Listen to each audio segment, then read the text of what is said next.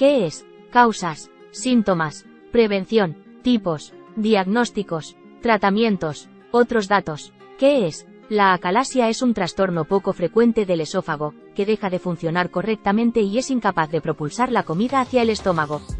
Se produce por un fallo en las células nerviosas que permiten que el músculo del esófago se mueva de forma sincronizada mediante lo que se conoce como movimientos peristálticos. Cuando esas células van desapareciendo sin que se sepa por qué, el movimiento del esófago se altera y la expresión máxima de esta disfunción es la acalasia, resume Francisco Javier Casado, jefe de sección de aparato digestivo y profesor asociado de medicina en el Hospital Universitario Clínico San Cecilio, de Granada.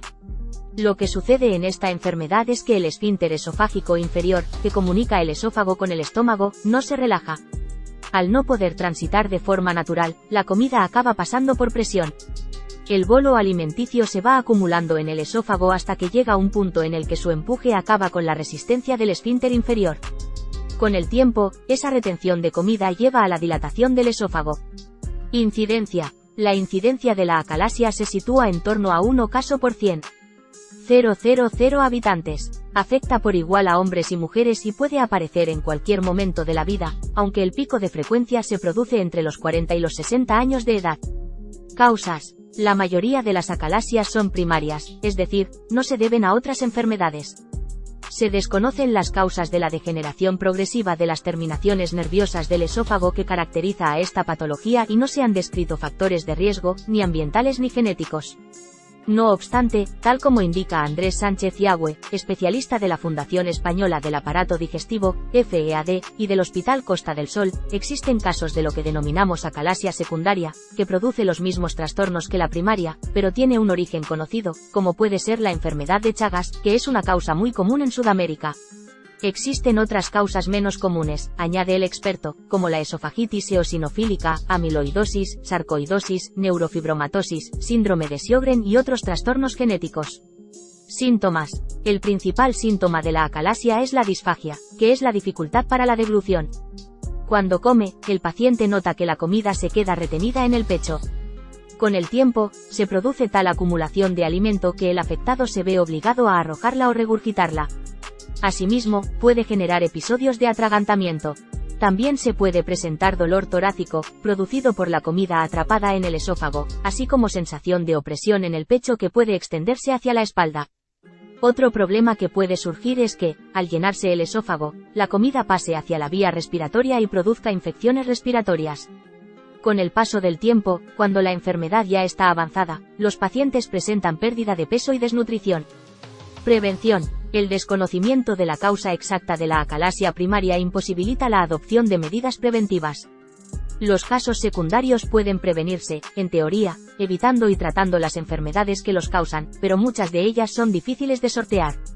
A modo de pautas generales para evitar o reducir el impacto de los trastornos digestivos, Gonzalo Guerra, cirujano general y digestivo del Centro Médico Quirúrgico de Enfermedades Digestivas, CMED, aconseja llevar unos hábitos de vida saludable, intentar hacer una alimentación equilibrada y comer despacio y masticando bien. Tipos. Las acalasias pueden dividirse en primarias, aparecen directamente, o secundarias, causadas por otras enfermedades, y suelen clasificarse en 3 tipos en función de la respuesta del esófago a la deglución y su grado de dilatación, tipo 1, tipo 2 y tipo 3. En general, los pacientes con el tipo 2 responden mejor a los tratamientos disponibles para esta enfermedad. Diagnóstico. Los síntomas que experimentan los pacientes son el punto de partida para el diagnóstico de la acalasia, para el que se emplean, sobre todo, 3 tipos de pruebas: manometría, que es la que permite afinar el diagnóstico, la radiología, que sirve para ver el tamaño del esófago y en qué condiciones está, y la endoscopia, que descarta la existencia de otras enfermedades, como un cáncer de esófago. Manometría esofágica. Esta prueba se realiza introduciendo una sonda por la nariz y bajando por el esófago hasta el estómago. A continuación, se le da agua al paciente para que los sensores de la sonda midan la presión de las contracciones musculares. De esta manera, se obtiene el patrón de movilidad del esófago que confirma si es una acalasia o no. Endoscopia superior. Mediante un endoscopio, tubo flexible con una cámara, se explora el revestimiento interno del tracto digestivo superior, el esófago, el estómago y el duodeno, que es la primera parte del intestino delgado. Esta prueba también es conocida como esofagogastroduodenoscopia o EGD. Radiografía con contraste de bario. En esta técnica de rayos X se administra un contraste de bario por vía oral al paciente, lo que permite visualizar el interior del tubo digestivo. Mediante este procedimiento, cuando hay acalasia se puede apreciar el ensanchamiento del esófago y el cardias, válvula que deja pasar el alimento desde el esófago hacia el estómago, se ve muy fino. Tratamientos. El tratamiento de la acalasia consiste en disminuir la presión del esfínter esofágico inferior, con el objetivo de que se relaje y permita el paso de la comida hacia el estómago. Esto se puede conseguir cortándolo, quirúrgica o endoscópicamente, dilatándolo hasta que se rompan las fibras o inyectando toxina botulínica, Botox. También hay algunos fármacos que pueden ayudar a relajar el esfínter, pero tienen un efecto muy transitorio y no constituyen un tratamiento definitivo. Tratamiento endoscópico. La técnica endoscópica está sustituyendo a la quirúrgica, dado que es menos invasiva, aunque la cirugía sigue teniendo indicación en pacientes con esófagos muy dilatados, señala Sánchez y Agüe. El procedimiento de elección que aún no está disponible en todos los hospitales porque requiere un alto nivel de especialización es la miotomía peroral endoscópica, POEM, que consiste en introducir bajo sedación anestésica un endoscopio a través de la boca, creando un túnel en el esófago y cortando el músculo del esfínter esofágico inferior. Otra técnica endoscópica empleada es la dilatación con un balón que se infla para romper las fibras musculares del esfínter esofágico inferior para permitir su relajación y que, de este modo, pueda pasar la comida. Tiene un riesgo, apunta Casado, que es la rotura de la válvula, produciendo una perforación. Pero agrega que la probabilidad de que eso ocurra no es muy elevada porque los aparatos que utilizamos están muy calibrados y se procede con mucho cuidado. Cirugía. La intervención quirúrgica más empleada consiste en destruir las fibras musculares del esófago a nivel del esfínter inferior para permitir que la comida pueda progresar hacia el estómago.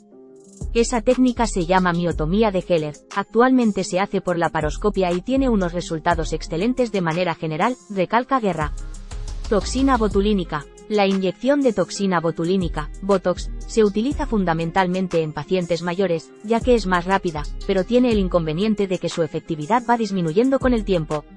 Otros datos. Pronóstico. La acalasia no es una enfermedad maligna ni mortal, pero cuando no se trata produce un gran deterioro de la calidad de vida y puede causar desnutrición.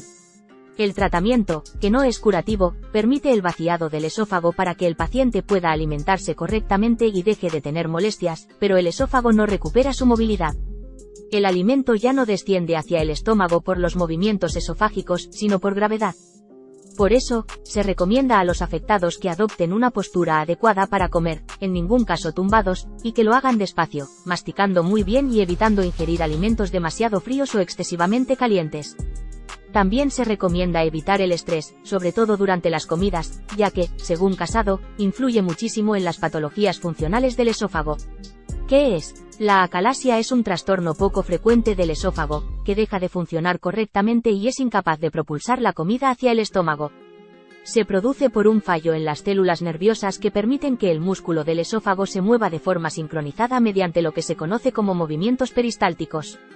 Cuando esas células van desapareciendo sin que se sepa por qué, el movimiento del esófago se altera y la expresión máxima de esta disfunción es la acalasia, resume Francisco Javier Casado, jefe de sección de aparato digestivo y profesor asociado de medicina en el Hospital Universitario Clínico San Cecilio, de Granada.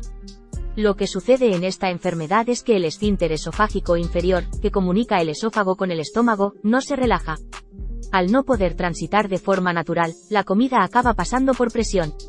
El bolo alimenticio se va acumulando en el esófago hasta que llega a un punto en el que su empuje acaba con la resistencia del esfínter inferior. Con el tiempo, esa retención de comida lleva a la dilatación del esófago. Incidencia. La incidencia de la acalasia se sitúa en torno a 1 caso por 100.000 habitantes. Afecta por igual a hombres y mujeres y puede aparecer en cualquier momento de la vida, aunque el pico de frecuencia se produce entre los 40 y los 60 años de edad. Causas. La mayoría de las acalasias son primarias, es decir, no se deben a otras enfermedades. Se desconocen las causas de la degeneración progresiva de las terminaciones nerviosas del esófago que caracteriza a esta patología y no se han descrito factores de riesgo, ni ambientales ni genéticos. No obstante, tal como indica Andrés Sánchez y Agüe, especialista de la Fundación Española del Aparato Digestivo, FEAD, y del Hospital Costa del Sol, existen casos de lo que denominamos acalasia secundaria, que produce los mismos trastornos que la primaria, pero tiene un origen conocido, como puede ser la enfermedad de Chagas, que es una causa muy común en Sudamérica. Existen otras causas menos comunes, añade el experto, como la esofagitis eosinofílica, amiloidosis, sarcoidosis, neurofibromatosis, síndrome de Sjögren y otros trastornos genéticos. Síntomas. El principal síntoma de la acalasia es la disfagia, que es la dificultad para la deglución. Cuando come, el paciente nota que la comida se queda retenida en el pecho. Con el tiempo, se produce tal acumulación de alimento que el afectado se ve obligado a arrojarla o regurgitarla. Asimismo, puede generar episodios de atragantamiento.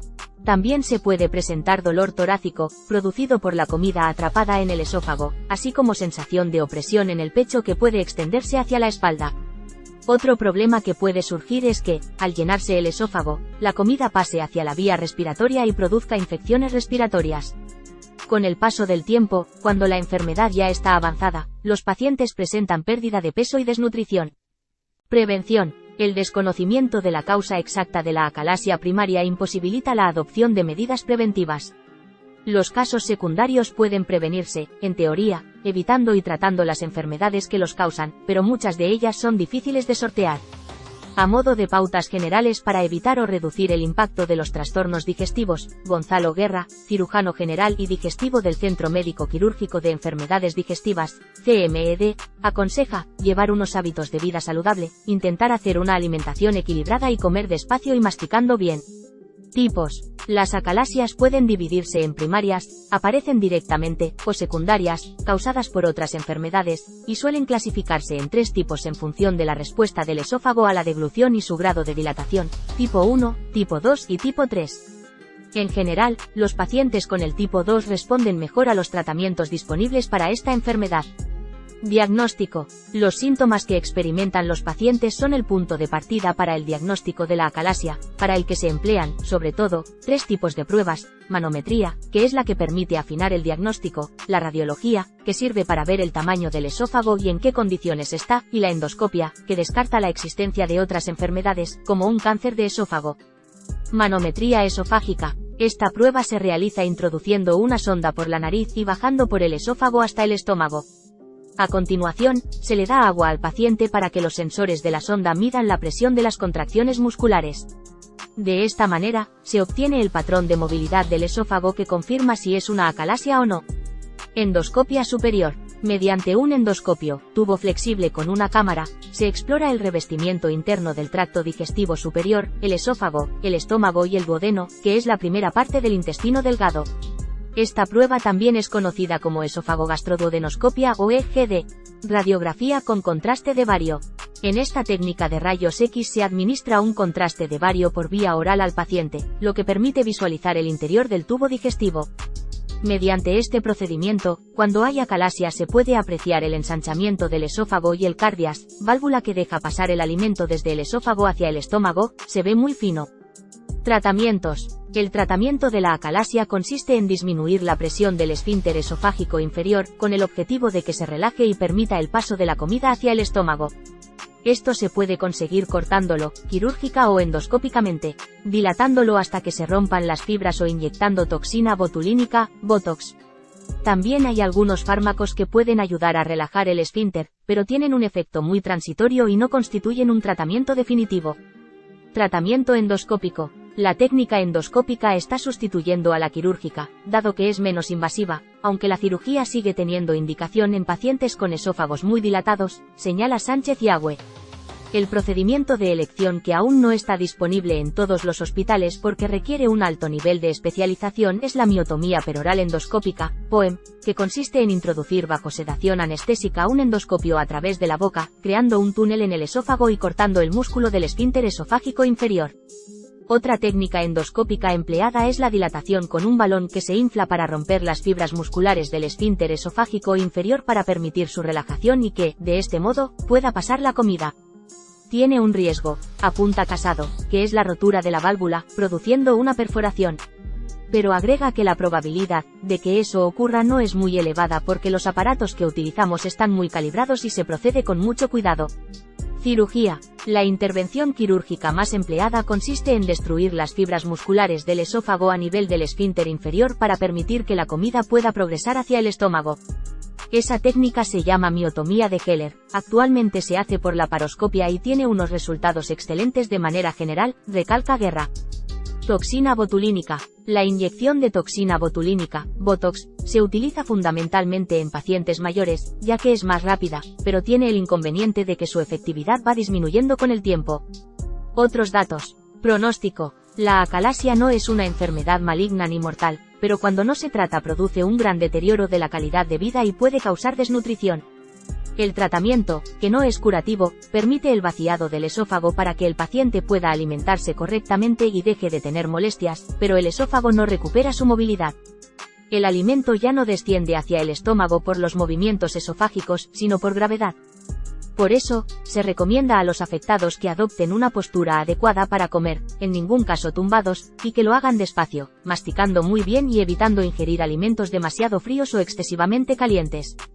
También se recomienda evitar el estrés, sobre todo durante las comidas, ya que, según Casado, influye muchísimo en las patologías funcionales del esófago.